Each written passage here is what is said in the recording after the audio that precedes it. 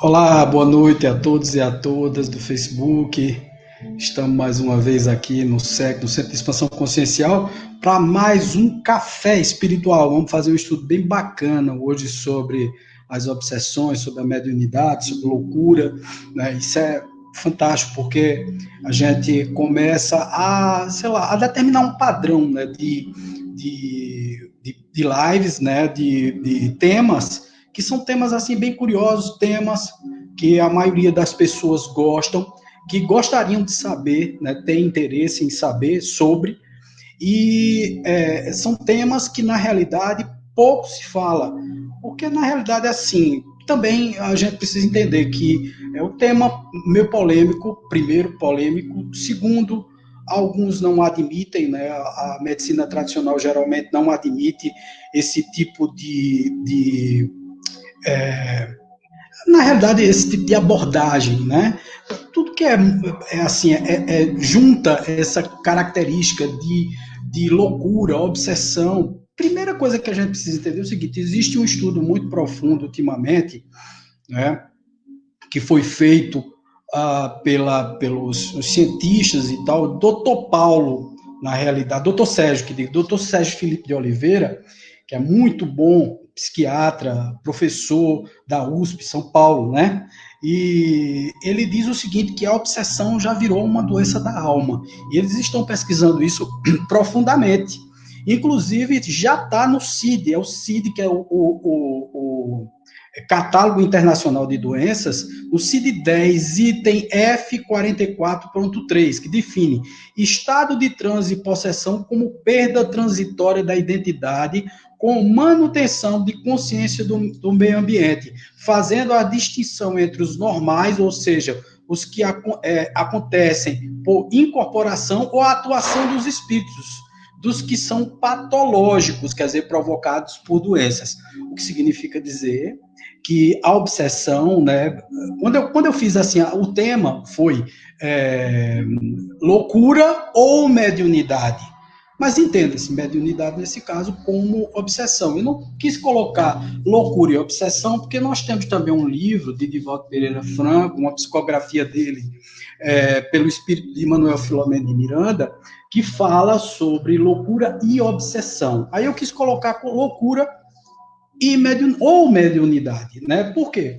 Porque várias vezes eu mesmo me deparo com isso aqui, frequentemente aqui no SEC, quando nós vamos fazer as terapias. Sim, gente, vocês podem perguntar, caso vocês queiram questionar, né, fazer perguntas, vocês podem fazer. Dentro da minha possibilidade, como eu sempre aviso, dentro da minha possibilidade, do meu conhecimento, eu vou tentar responder da forma mais ampla possível, e se eu não souber responder, naturalmente, eu vou levar o questionamento de vocês para os livros e para especialistas para trazer depois uma resposta sobre o caso, tá certo? Mas, naturalmente, todas as vezes que a gente fala sobre obsessão espiritual, sobre mediunidade, nós nos lembramos dos nossos casos aqui no SEC. Né? Como foi que nós começamos? Como foi que nós iniciamos o processo de tornar o SEC também uma casa universalista? O que é uma casa universalista? Uma casa que lida com a parte espiritual, mas que não tem nenhum contato com uma religião. Nós não somos uma religião aqui, absolutamente, mas utilizamos técnicas de desobsessão, fazemos tratamentos espirituais, tudo isso gratuitamente, tá, gente? A parte da noite aqui no SEC é tudo gratuito, tá? Então, assim, nós temos, na terça-feira, nós temos meditação, que é gratuito, nós temos uma noite gratuita de meditação. Nós temos na quarta-feira os trabalhos do Hospital Espiritual, começa às 6 horas da noite, vai até quando termina a última pessoa aqui. Inclusive, ultimamente a gente está fazendo uma reprogramação disso tudo, até para poder qualificar as pessoas que vêm para o Hospital Espiritual.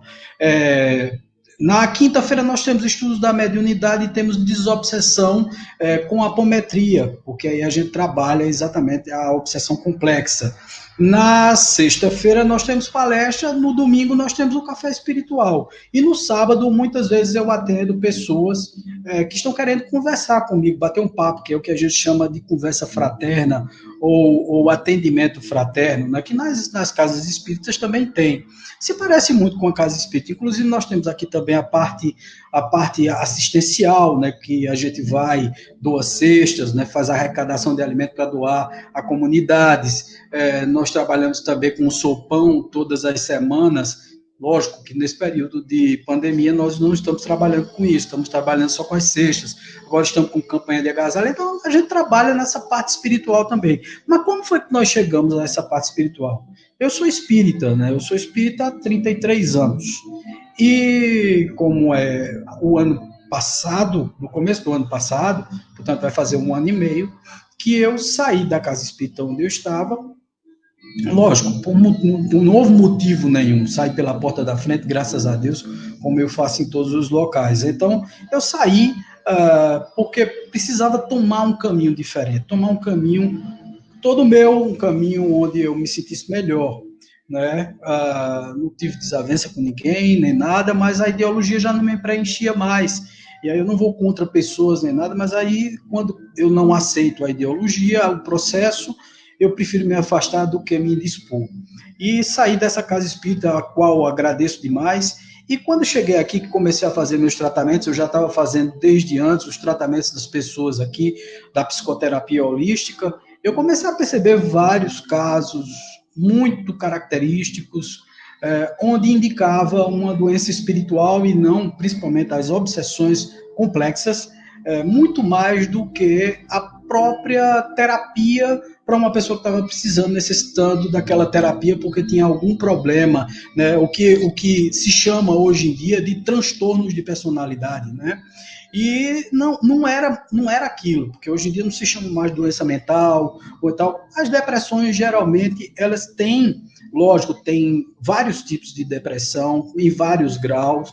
Essa semana eu falei sobre isso em um vídeo, mas nós começamos a perceber, principalmente eu, quando fazia a indução, que ao chegar no processo indutivo, onde a pessoa entrava em transe, invariavelmente ou frequentemente, né, surgia lá uma entidade espiritual querendo se comunicar, e eu até brincava na terapia, eu dizia assim, amigo, eu não estou aqui para terapeutizar você, não, eu estou para terapeutizar o cidadão que está aqui deitado, não a você que está querendo se comunicar.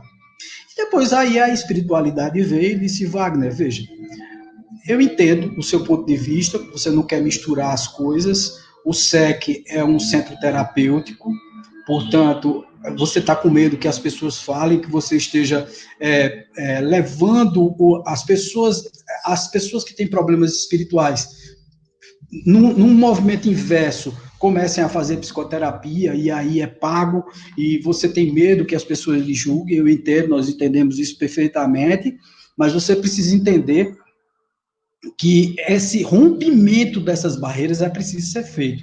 Você vai precisar realmente se comprometer com a espiritualidade. Então, separe a parte da noite do SEC para tratar as obsessões, a mediunidade, trabalhar isso na cabeça das pessoas, e a parte durante o dia, uma parte profissional, o que não impede de uma entrar em contato com a outra. Frequentemente, eu aqui digo sempre às pessoas, olha, veja, você precisa de uma terapia, muitas vezes eu pego a pessoa com um problema espiritual gravíssimo e tal, mas a gente percebe que ela precisa também de uma terapia, então muitas vezes precisa de remédios e tal, muitas vezes eu indico um médico, e quando é uma terapia, um psicólogo, alguma coisa desse tipo, eu sempre digo, olha, procure um outro profissional.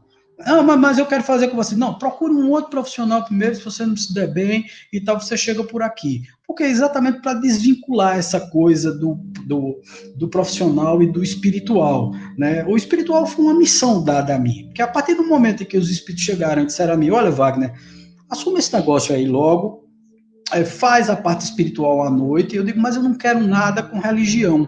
Eu não quero nada religioso aqui dentro.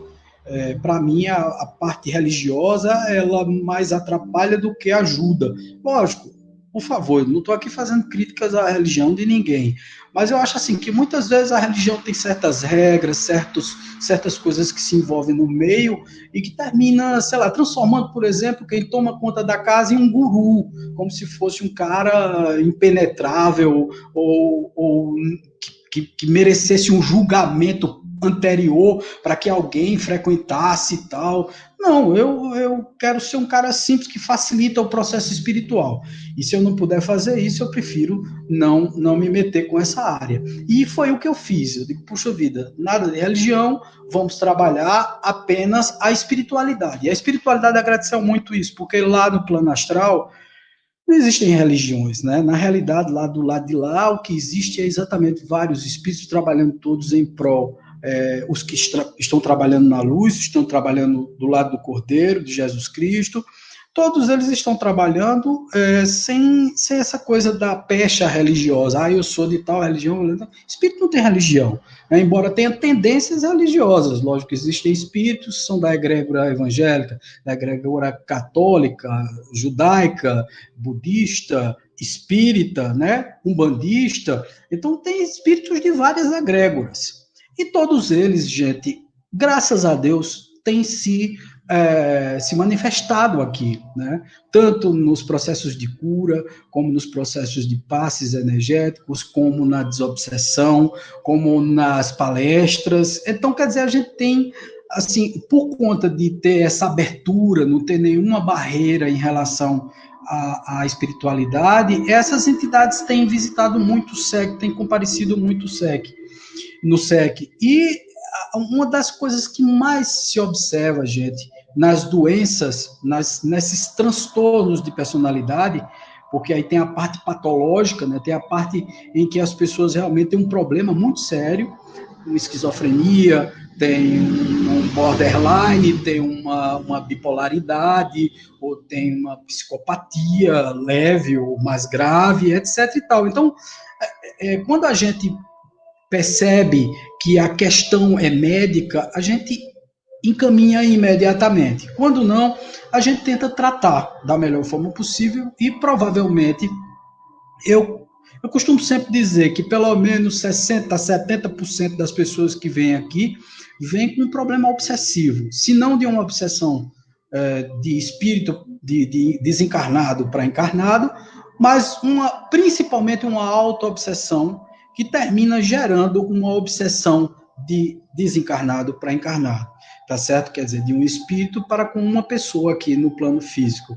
Isso acontece muitas vezes, tá, gente? Não é uma coisa rara, não. Eu acho que praticamente, sei lá, eu acho que todos os casos têm um quesinho de obsessão ali no meio, né? Os espíritos se aproveitam disso, por exemplo, nesse momento que nós estamos vivendo, é um momento muito especial e um momento muito delicado, perigoso, né? Onde nós estamos percebendo assim, as energias muito densificadas, as pessoas sofrendo demais com o isolamento. Isso tudo, tá, gente, não está melhorando agora com a abertura parcial das atividades nas cidades, em todas as cidades brasileiras. Parece que as pessoas, assim, meio que entraram numa vibração diferente e elas estão sentindo demais essa vibração.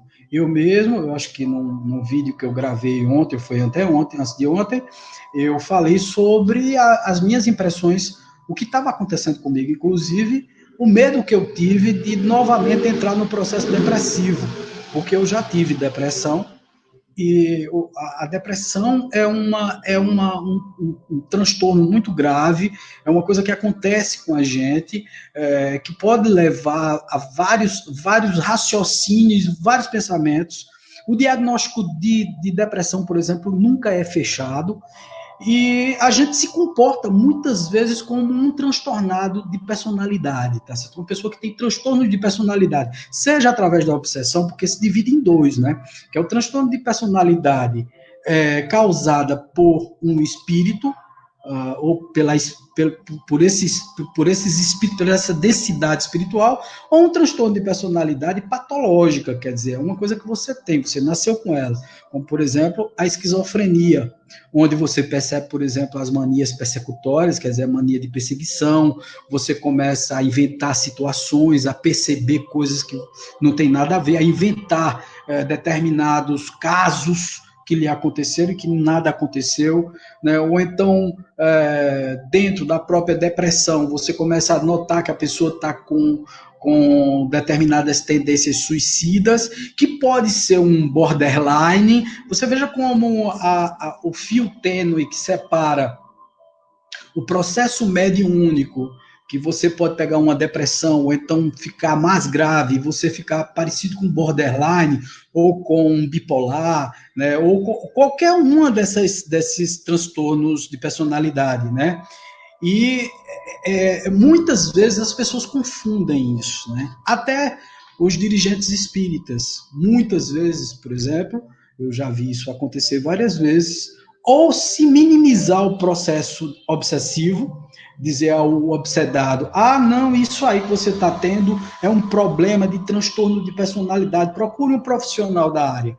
Aí o coitado não tem transtorno de personalidade, ele tem ali realmente um processo obsessivo muito sério, né, que se parece com muitas coisas, mas que ali, francamente, não está um transtorno de personalidade patológico, ali tem um transtorno de personalidade espiritual, determinado pelo próprio catálogo de doenças, internacionais de doenças, que é o CID, né? Tá lá. E aquilo ali você percebe que não tem como você evoluir se por acaso o camarada for para um médico. Se ele for para um médico, o que é que vai acontecer? O cidadão geralmente vai tomar remédios demais, ele vai se empanturrar de remédios, de medicamentos, e isso vai, ao invés de ajudá-lo, vai prejudicá-lo no processo como um todo. Então, muitas vezes os dirigentes espíritas, para poder desmistificar, e eu acho isso bem interessante, né? Eu não acho isso errado, não. Muitas vezes o dirigente espírita, para poder desmistificar e não dizer que tudo é obsessão, que tudo é mediunidade, não, você tem uma mediunidade muito forte, então ela está eclodindo nesse momento e você precisa desenvolver sua mediunidade. O que é que o dirigente espírita faz? Ele indica um profissional da área médica, um psiquiatra primeiro, e para que depois a pessoa do psiquiatra procure um psicoterapeuta, um psicólogo, né, um psicanalista, faça uma terapia para poder se curar. Eu acho isso um caminho bem interessante, tá? É muito interessante. Mas tem como se perceber isso, né? Tem como notar a diferença entre as duas coisas. Mas primeiro vamos definir todo esse processo. Vamos entender todo esse processo. Na casa espírita também, além de minimizar o processo mediúnico, também tem o contrário, de se valorizar o processo mediúnico. Então você pega uma pessoa realmente patologicamente afetada ali, com transtorno de personalidade gravíssimos, coisa que ele nasceu com, e aí o camarada, por exemplo, aparece um esquizofrênico, com mania persecutória, dizendo que as pessoas estão olhando para ele, né? E o dirigente espírita, pouco avisado, muito místico, tanto no espiritismo como na Umbanda, em qualquer uma casa dessa espiritualista, olha para o cidadão e diz assim, não, você tem mediunidade. E ele não tem mediunidade. Aliás, todos nós temos mediunidade de alguma forma, mas ali não está uma mediunidade caracterizada. Ele precisa tratar, por exemplo, a esquizofrenia dele. Ele precisa ir a um médico, ele precisa realmente tomar remédios. Na verdade, gente, é um trabalho multidisciplinar em termos de tratativa, né? Você precisa ir no médico, muitas vezes você está com uma depressão, você aparece com alguns comportamentos diferentes, uma tristeza que não tem fim, uma coisa ruim que dá em você estribucha no chão. Eu vi várias vezes isso acontecer nos centros espíritas, tá? Eu participei de um centro espírita que, poxa vida, uma pessoa conhecida nossa, ela ia para o centro e lá ela, quando começava a receber todo o tratamento magnético, ela começava a estribuchar, caía de uma cadeira e ficava no chão, aí arrodeava de médiuns e tal, e aí começaram, antes disseram que ela era louca, né? Então, encaminharam ela para um médico, o médico fechou um diagnóstico, como se ela fosse epilética, tivesse ataques de epilepsia, depois foi caracterizada como uma pessoa com um transtorno bipolar, e aí quando começaram a pipocar os diversos diagnósticos, sem fechar diagnóstico nenhum, porque é muito difícil fechar mesmo. A gente precisa considerar que fechar um diagnóstico sobre isso não é tarefa fácil, nem para o médico. Agora você imagina, veja só, para um médico que não tem conhecimento nenhum da espiritualidade, você acha que ele fecha um diagnóstico como esse? Nunca, né?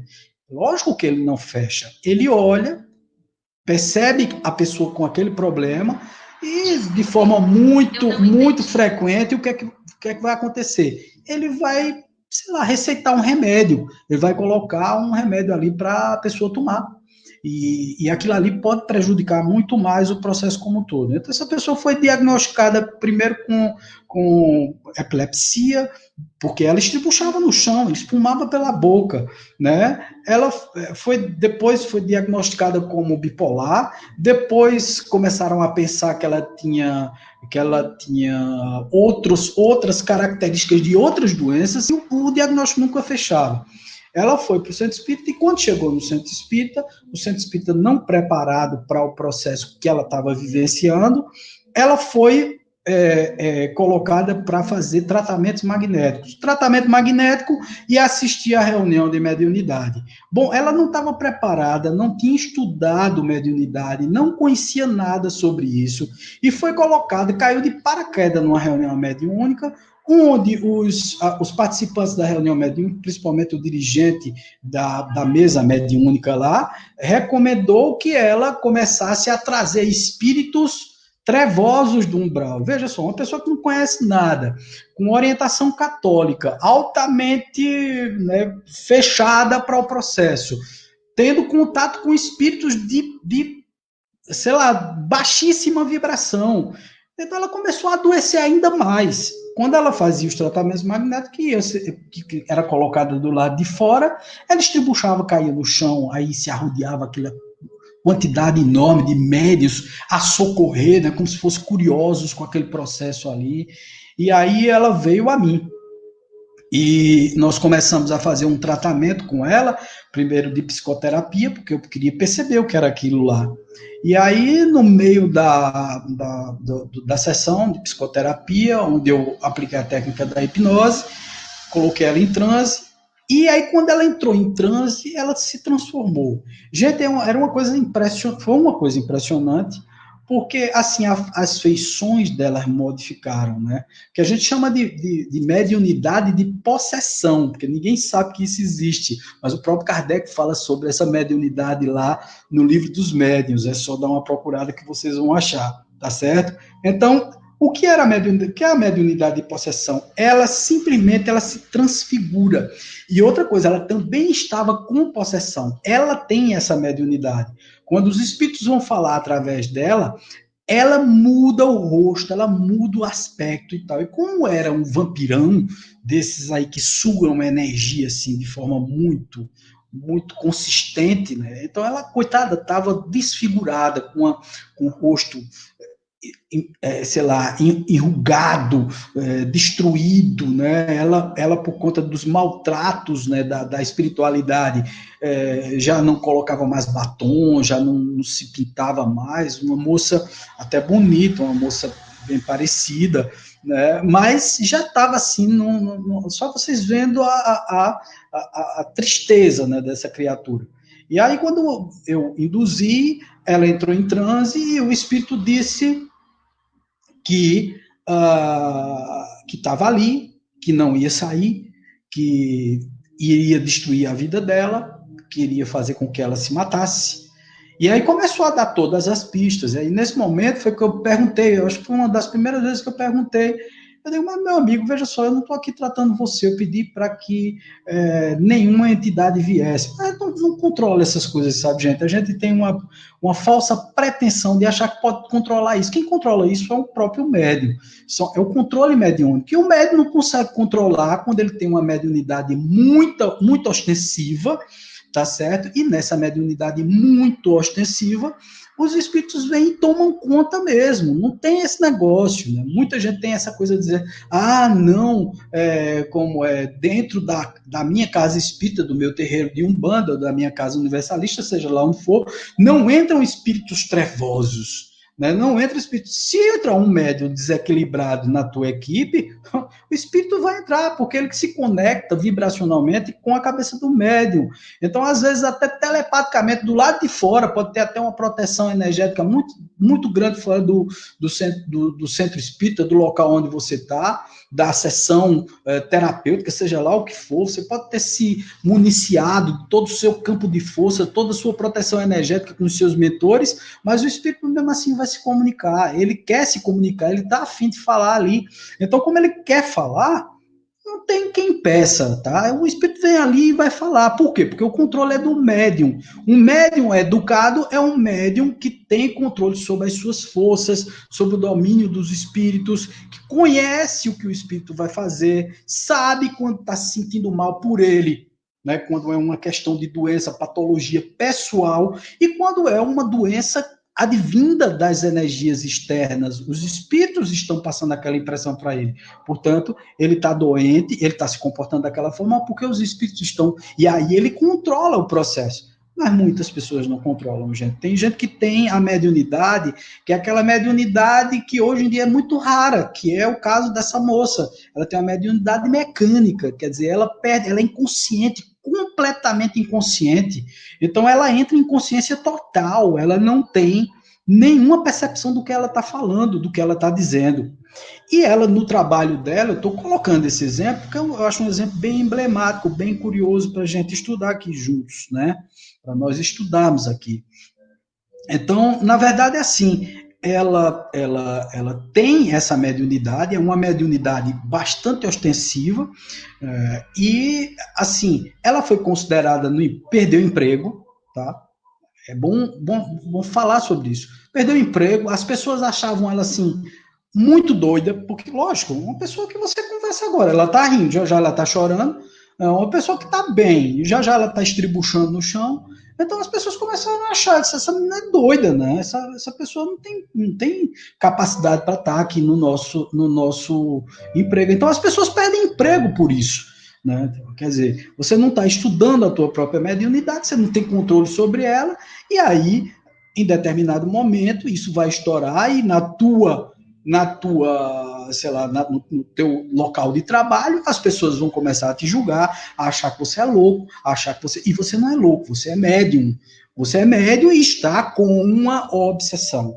Você tem uma obsessão, né? O Vanderlei Oliveira, que eu já citei, né, ele tem livros fantásticos, entre eles Emoções que Curam, né? Outro, Os Dragões, né? Que são livros fantásticos que alguns espíritas até torcem os olhos para ele, né? Torce a cara para ele, e ele é fantástico. Por exemplo, nesse Emoções que Curam mesmo, você vê assim várias características de pessoas que têm problemas de distúrbio de personalidade, né? Tem problemas de transtornos, são transtornos gravíssimos, seríssimos, provocados pela própria espiritualidade, mas também pelo próprio comportamento pessoal. Porque na medida em que você estuda, você consegue dominar essas forças.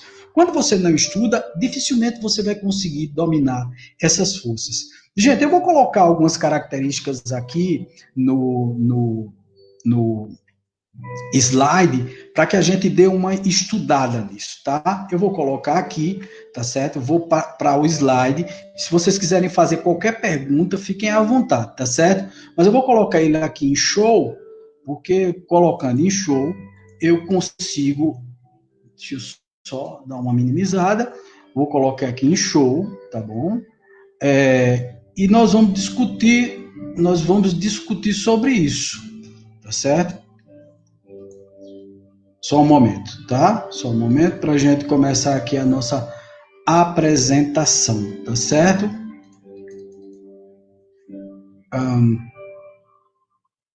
Vamos lá. Apresentação do slide. Eu vou colocar ele aqui inteirão para poder a gente ir seguindo com a sequência aqui, tá bom? Deixa eu só tentar aqui novamente. Vamos lá. Então, vai começar agora a apresentação. Coloquei aqui em show, né, para a gente dar sequência aqui ao nosso estudo. Vamos lá, tá bem travadinho o meu computador. Eu acho que ele está muito cheio de coisa e por isso está dando umas travadas. Só para a gente ir já vendo esse processo aqui, gente, são várias características que a gente tem nisso aí. Né? Então, esse transtorno de personalidade, ele se caracteriza de diversas formas, né? Não é só uma maneira que a gente vê isso acontecer, são diversas maneiras que nós percebemos esses transtornos de personalidade. Essa moça mesmo a que eu me referi, é uma sofredora, gente, é de impressionar, mas também tem o próprio comportamento pessoal. Muitas vezes a pessoa não quer curar. Mas, Wagner, como a pessoa não quer curar? Não é possível que uma pessoa não queira curar uma coisa como essa. Gente, é assim, as pessoas acham muito difícil encarar a mediunidade da forma certa, tá bom? As pessoas acham muito complicado, por exemplo, né, trabalhar esse processo de uma forma completa, né? Ter o controle da sua mediunidade, além de controlar a sua mediunidade, as pessoas acham difícil assumir isso. Porque, por exemplo, eu sou tradicionalista, eu sou uma pessoa de uma outra religião, não está passando aqui, tá, gente? Vocês vão me perdoar, está acontecendo alguma coisa travou aqui no meu computador. Deve ter sido porque passei muito tempo com a apresentação. Eu vou continuar aqui com vocês, só eu mesmo, e a gente vai conversando sobre o assunto, tá bom? Melhor. Então, na verdade, essa moça tem assim vários problemas que se caracterizam e que se apresentam de uma forma muito, muito, muito peculiar, né, que termina levando a gente a entender que o processo é um processo realmente de obsessão profunda.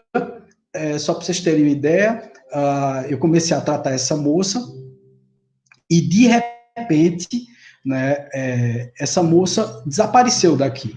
Né? Passou um tempo e tal, e depois sumiu. Não deu notícias, não falou nada.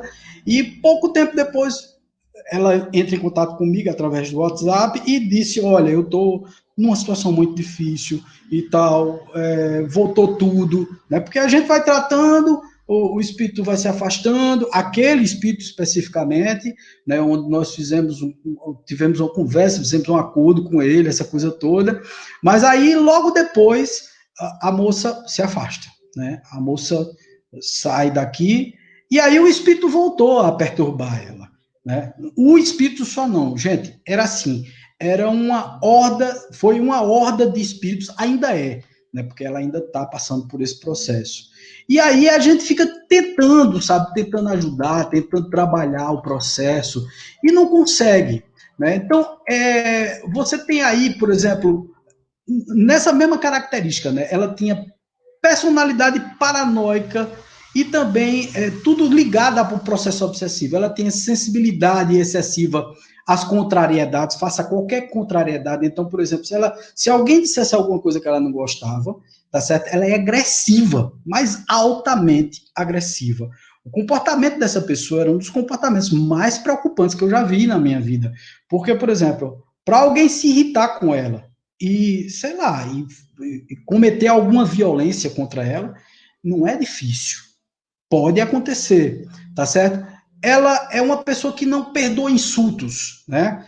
Veja só, uma coisa é eu não gostar do insulto, outra coisa é eu voar em cima da pessoa para tentar matar, bater, dizer alguma coisa, reagir. Uma pessoa extremamente reativa, tá? Uma pessoa altamente desconfiada, certo? Quando a gente falava alguma coisa, ela tinha assim não, estão falando de mim, estão falando alguma coisa de mim, quer dizer, esse comportamento que muitas vezes a gente tem, lógico, ter isso numa determinada medida, tudo bem, mas danado é você ficar com isso o tempo todo na cabeça, achando que o tempo todo as pessoas estão falando de você, achar o tempo todo que as pessoas estão comentando sobre a sua pessoa.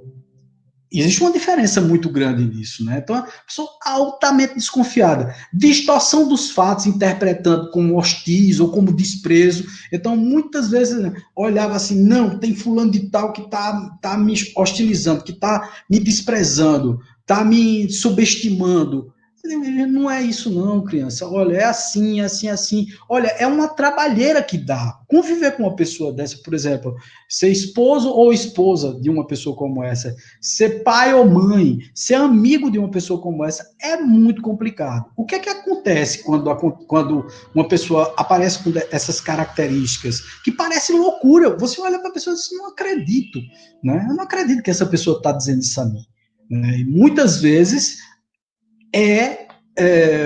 pode ser um transtorno de personalidade, pode, tá certo?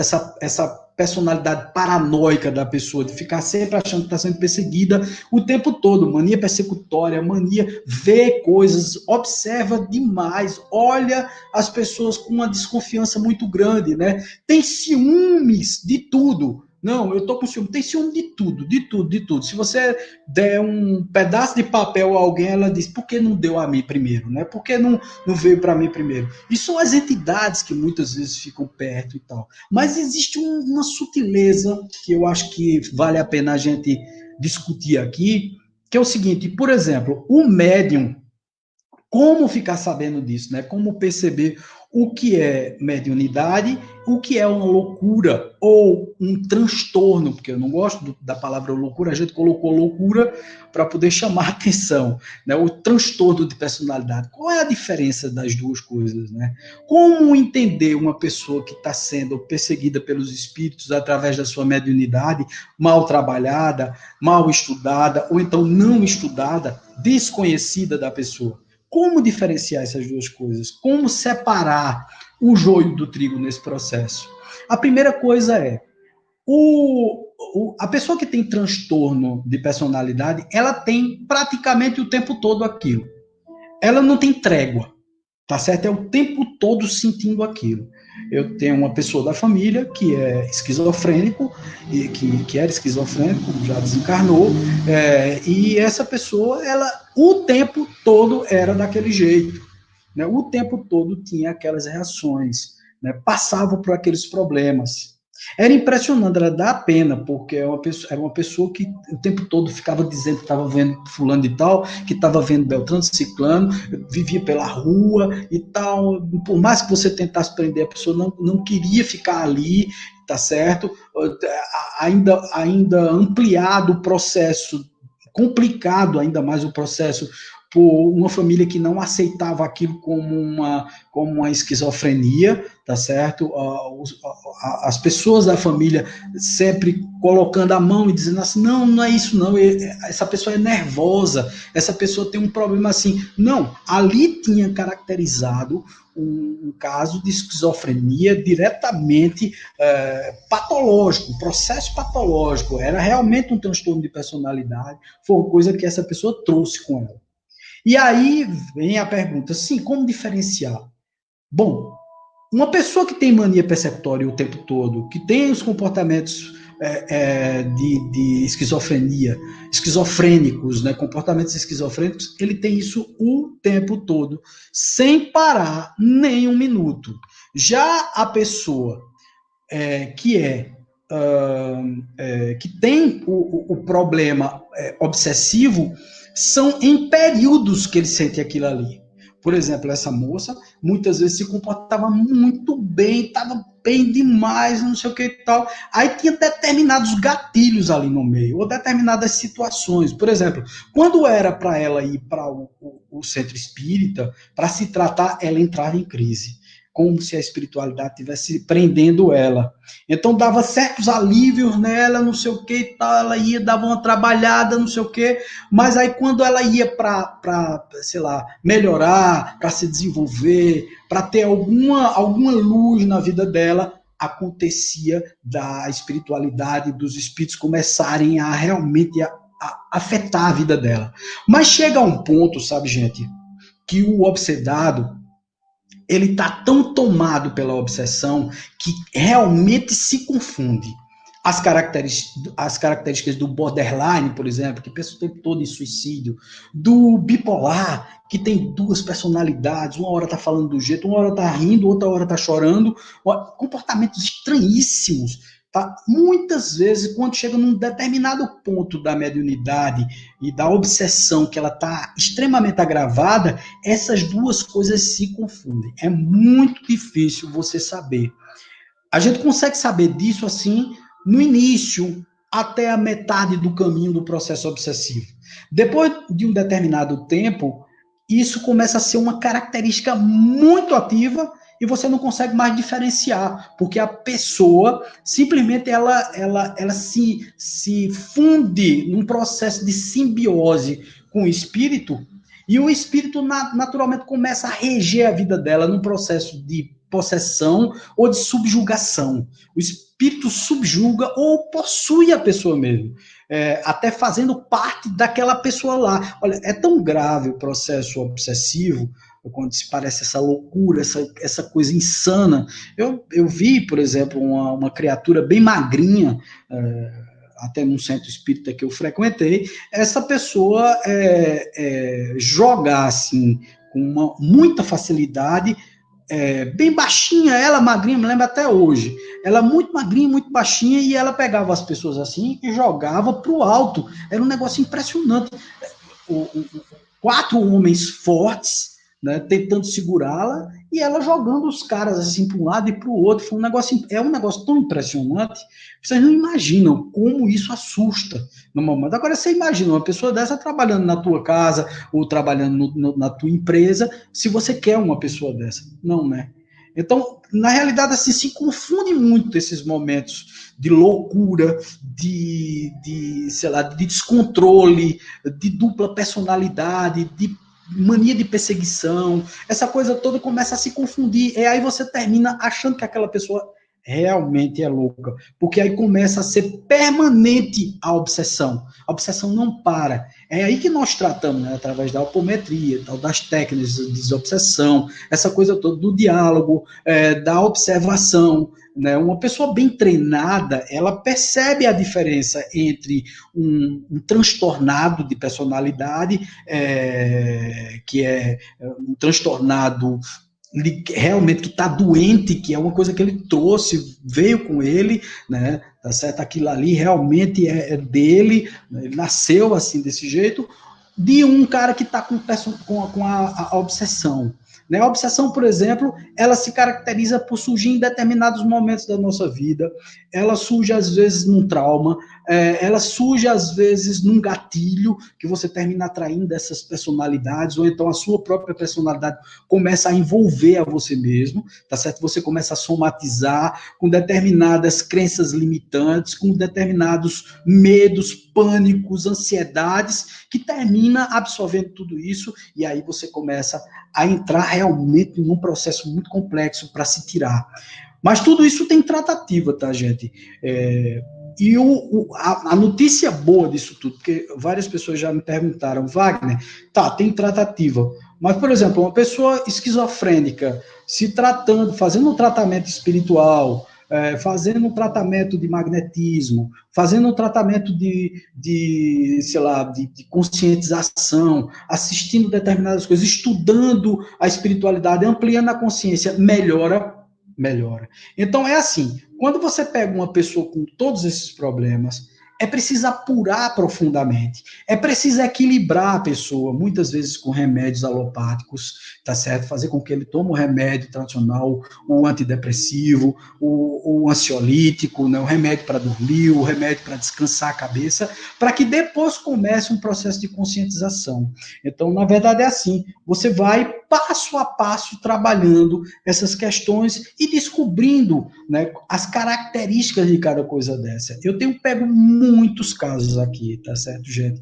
A gente começa a observar pelos exemplos dos outros e também observar nós mesmos. Porque nesse momento mesmo, eu acho que todo mundo que está me assistindo aí está passando aí por um momento muito difícil. Estou vendo aqui até algumas pessoas que estão aqui, não, mas ninguém perguntou nada não, tá tudo bem. Então, nós estamos percebendo, por exemplo, que determinadas pessoas estão pirando dentro de casa. Esse foi o gatilho, né? Veio a pandemia e as pessoas estão dentro de casa assim enlouquecidas, às vezes brigando, às vezes se tornando agressivas dentro de casa e mostrando uma loucura ou um comportamento que não tinha, uma personalidade que não tinha anteriormente. Às vezes começa a ficar triste demais, muito, sei lá, para baixo, e você começa a ficar preocupado. Tem que observar essas pessoas, porque ela pode entrar em depressão, ela pode atrair determinados espíritos, e aí nesse processo de fechamento, de isolamento, se tornar uma pessoa com um processo obsessivo. É muito importante observar, né? A gente tem observado isso bastante aqui. As pessoas, quando entram em contato conosco, nós fazemos uma avaliação completa de tudo isso, fazendo com que a pessoa responda a determinados questionamentos. Nós fazemos uma anamnese para descobrir o que está acontecendo com a vida da pessoa, pedimos para que a pessoa seja franca o suficiente para que a gente defina as duas coisas, o que é a loucura e o que é a obsessão ou a mediunidade que está ali. Né? O que é a influência dos espíritos, porque a gente também não pode estar mistificando, dizer que tudo é espírito. Às vezes a pessoa tem um comportamento péssimo e aquele comportamento é dela mesmo.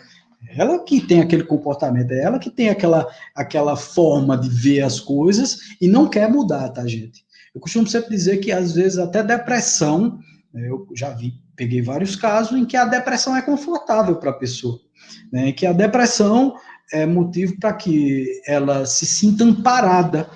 Mas, Wagner, como isso? É verdade isso, tá certo? Muitas vezes você utiliza a depressão como fator sei lá, de aproximação, de carinho das pessoas com você. Você diz assim, puxa vida, se eu deixar de ser depressivo, as pessoas vão deixar de me acarinhar, de conversar comigo, de dar os mimos que eu venho recebendo, e etc e tal. Então, quer dizer, muitas vezes o processo de depressão advém dessa questão de não querer. Muitas vezes você não quer se libertar daquilo. Por exemplo, as pessoas autopiedosas, pessimistas e tal, você nota, tem um transtorno de personalidade, mas é um transtorno de personalidade de auto-obsessão. É ela mesma que vive dizendo para ela mesma que ela é péssima, é uma pessoa ruim, é uma pessoa que não vai fazer nada na vida. E isso é um processo onde pode estar envolvendo uma paranormalidade, uma mediunidade, e pode também estar envolvendo um processo auto-obsessivo. Eu estou dizendo assim a mim o tempo todo, não, eu sou uma pessoa ruim, eu sou uma pessoa péssima, o mundo é ruim, o mundo não presta, as pessoas não prestam, eu sou uma pessoa terrível, as pessoas também são terríveis, e aí essa estrutura vai se adensando em você, né? E aí você vai ficando cada vez mais tomado por essa personalidade auto-obsessiva e termina se tornando uma pessoa muito parecida, por exemplo, com um borderline. O borderline, a característica do borderline, perturbação em autoimagem, você não gosta da sua própria imagem, você não trabalha projetos, você tem certas preferências pessoais muito estranhas, você tem relações interpessoais ou muito intensas ou muito instáveis, tem uma tendência de adotar um comportamento autodestrutivo, tentativa de suicídio, gestos suicidas, por exemplo, andar loucamente num carro em velocidade, tá certo? Então, quer dizer, tem pessoas que realmente puxam isso para si, que pode ser um transtorno realmente patológico, ou pode ser um transtorno induzido por alguma entidade espiritual. Mas realmente é muito difícil de se definir isso. Só um olhar muito apurado, só um olhar muito experiente, que consegue separar essas duas coisas. E dizer assim, não, isso aqui é uma obsessão, e isso aqui é um transtorno patológico, é um transtorno vindo com ele. Essa pessoa é assim desde que nasceu, essa pessoa tem realmente esse problema, esse processo. E aí tem que ser tratado com psiquiatra, essa coisa toda.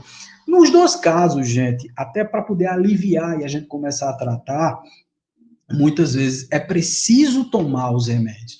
Wagner, até o médium, às vezes é preciso tomar um remédio? Sim, porque às vezes o médium entra em depressão e é preciso tomar um ansiolítico, é preciso tomar um antidepressivo, é preciso primeiro estabilizar para que depois você comece a estudar, porque senão você não consegue. Muitas vezes é preciso um tratamento magnético muito bem feito. O Wagner Marx deu uma entrevista, a gente fez uma live, nós fizemos uma live há umas 2 semanas atrás, ou 3 semanas atrás, onde nós falamos sobre os tratamentos de magnetismo na obsessão complexa, por exemplo, onde existe a retirada de determinadas energias densificadas, e aí você vai tratando e melhorando. Aí vem o quê? O remédio alopático, o antidepressivo, o ansiolítico, o tranquilizante, né? Depois você tem aí o trabalho de psicoterapia, você tem o trabalho espiritual e você tem o trabalho magnético. É uma junção de vários tratamentos para cuidar de uma pessoa como essa. Wagner, e se for uma pessoa que realmente tem um problema patológico?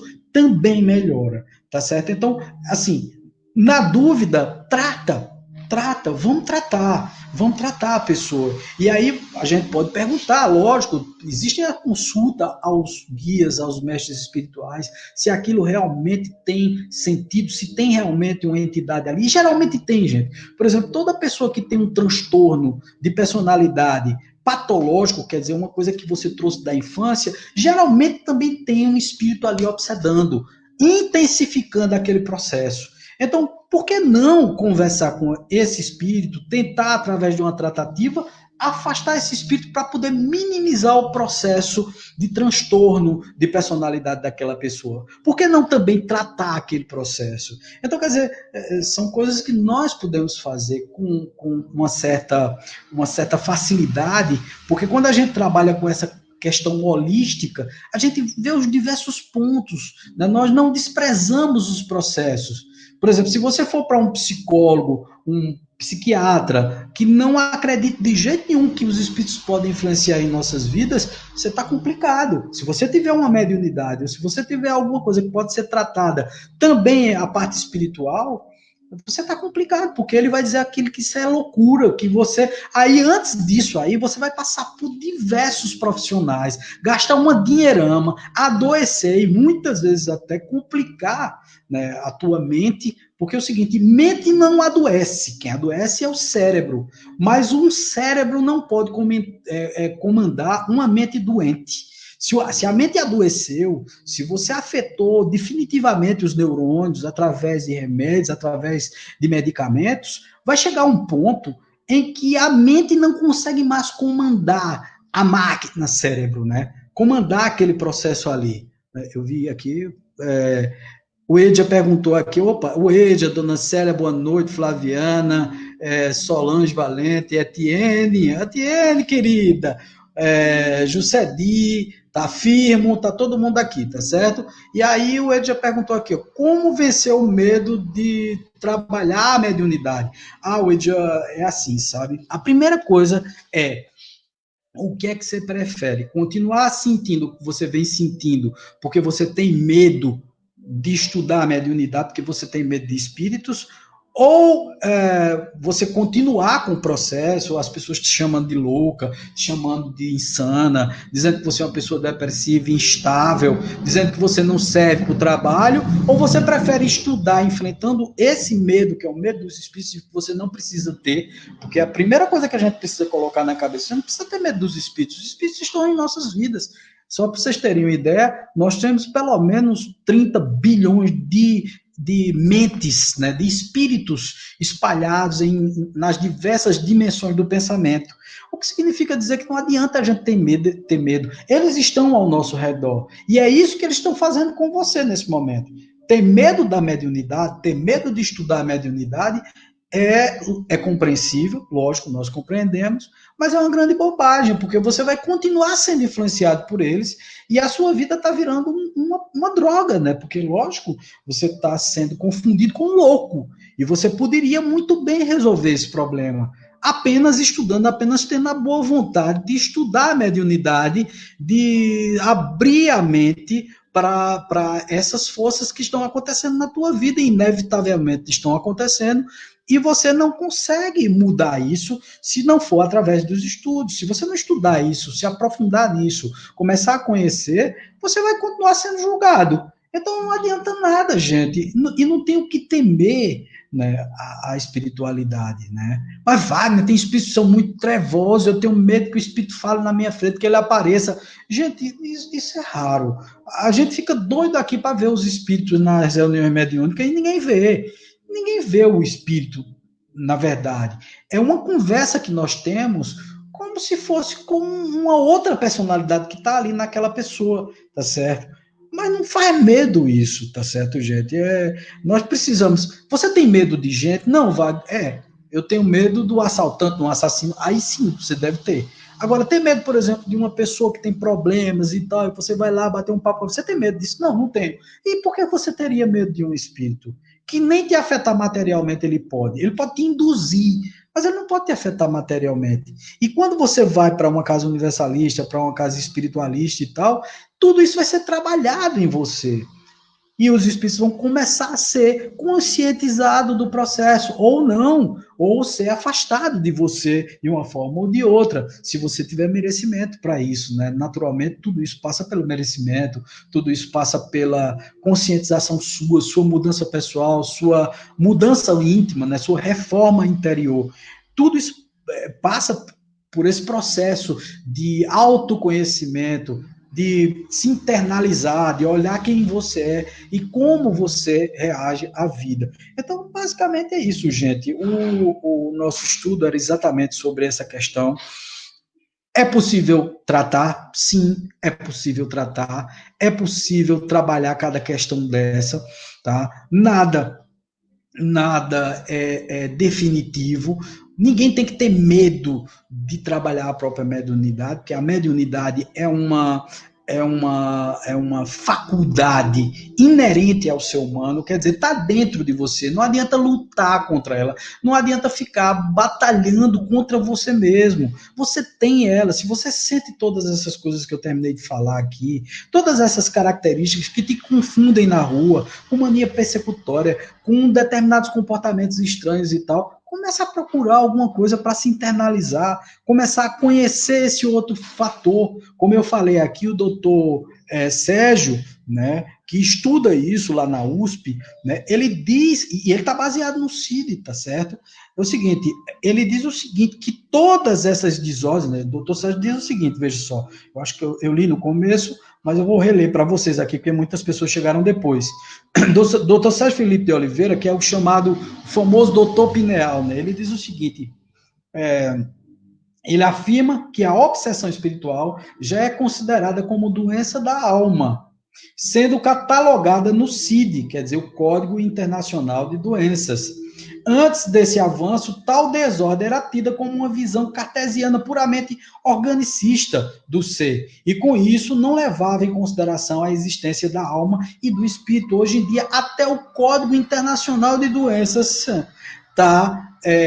o Catálogo Internacional de Doenças está considerando a obsessão como doença da alma, do espírito, e está lá, minha gente, no CID 10, item F44.3, que define o seguinte: o estado de transe e possessão como a perda transitória da identidade com manutenção de consciência do meio ambiente, fazendo a distinção entre os normais, ou seja, os que acontecem por incorporação ou atuação dos espíritos, dos que são patológicos, provocados por doenças. Veja, o código, o Catálogo Internacional de Doenças já tem isso como certo, né? Tá lá, não sou eu que estou dizendo, não é uma obra espírita, né? O Catálogo Internacional de Doenças, que todo médico tem, tá? Nesse caso, a alucinação é um sintoma que pode surgir tanto de transtornos mentais psiquiátricos, que a gente falou agora, tá certo? Quanto no transtorno dissociativo psicótico, que comumente chamamos de loucura, bem como da interferência de um desencarnado, a obsessão espiritual. Portanto, a psiquiatria já faz a distinção entre o estado normal de um transe normal dos que seriam tidos psicóticos ou doentios. Ou seja, não podemos por aí sair chamando as pessoas de malucos, Hoje, esse tipo de transtorno é uma doença da alma. Precisamos, juntamente com os profissionais qualificados, ajudar a manter a saúde do nosso paciente. Isso é o doutor Sérgio Felipe falando sobre essa questão. Isso aqui é fantástico, gente. Olha, desmistificar as coisas, né? Ao invés de olhar para a pessoa e dizer, é doido. Não, gente. Primeiro, todo que tem o processo patológico pode ser tratado também espiritualmente. E todo que é tratado espiritualmente deve ser tratado também pelos os métodos alopáticos até um determinado ponto. Depois precisam ser desmamados dos remédios, que às vezes os remédios precisam sumir da vida da pessoa, para que a pessoa, de posse de si, da sua faculdade mediúnica, possa se autocontrolar, se autotrabalhar, controlar as suas próprias energias e assim, naturalmente, ser mais feliz, mais pleno e ter consistência na sua vida. A minha mesmo deu uma mudada maravilhosa. A partir do momento que eu reconheci a minha mediunidade, que eu entendi que eu era médium, isso já faz um bocado de tempo, mas só que eu só vim cair a ficha completamente quando eu entrei em depressão, quando eu comecei a ter que ir para a clínica de recuperação, aí o bicho pegou, né? Então, antes que a doença chegue, antes que essa dor chegue de forma forte demais em você, se conscientize, né? Procure uma casa espiritualista, procure um terapeuta, procure alguém que possa lhe ajudar nesse processo aí, que tem jeito, tá, gente? Tem jeito, tem cura, tem uma forma de tratar. Mesmo aqueles que são patológicos, tem como minimizar o processo espiritual, como minimizar o processo, a problemática nesse ser. Então, é fundamental que a gente procure um profissional, procure uma casa espírita que seja séria, procure um centro universalista. O nosso CEC está aqui aberto. Se vocês quiserem entrar em contato comigo através do WhatsApp, é o 998-14-6555, 81 é o código daqui de Pernambuco, 81998-14-6555. Tá certo? Hoje a gente está atendendo pessoas de tudo quanto é de canto, né? Porque através das nossas conversas, das nossas induções, através da internet, nós estamos conseguindo realmente um resultado bem significativo. É engraçado que a pandemia deu uma sei lá, uma ampliada de consciência e de metodologias de tratativas, né? Porque nunca se pensou que se pudesse tratar através da apometria, por exemplo, as pessoas à distância. Hoje em dia eu participo de mesas apométricas à distância, onde temos médiums do sul do país, do sudeste do país, do norte do país, do nordeste do país, todos tratando uma pessoa ali.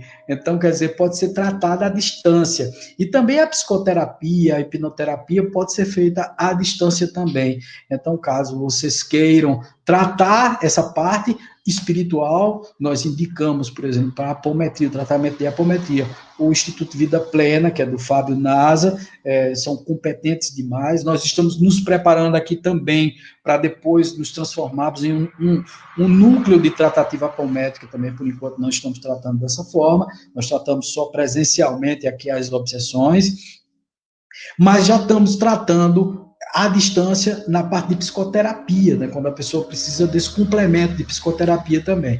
Então, vocês podem entrar em contato comigo, até tirar dúvidas, se vocês quiserem entrar em contato através do MSN aí também.